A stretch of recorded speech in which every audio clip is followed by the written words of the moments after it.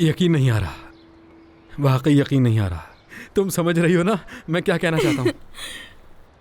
अब हमें तुम्हारे बाबा से बात करनी चाहिए ना?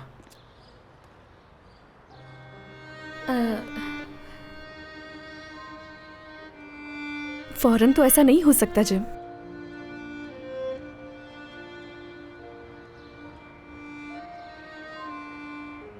जिम, देखो मैंने तो हाँ कर दी है।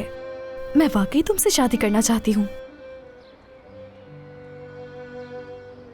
लेकिन पहले मुझे अपने बाबा के साथ अपने मामला ठीक करने होंगे।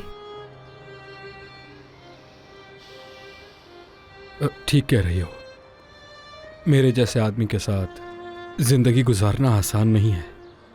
ऐसा नहीं है जिम, तुम समझ रहे हो ना मैं क्या कहना चाह रही हूँ।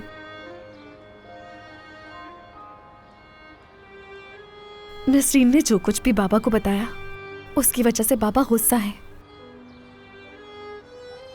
मालूम है मुझे। तुम्हारे बाबा हम दोनों की शादी कभी भी नहीं होने देंगे। जिम, मैं चाहती हूँ कि जब हमारी शादी हो तो हमारे ताल्लुक सबके साथ अच्छे होने चाहिए।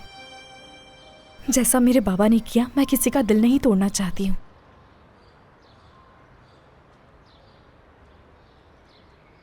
लेकिन अगर जरूरत पड़ी तो ये भी करूंगी मैं जिम।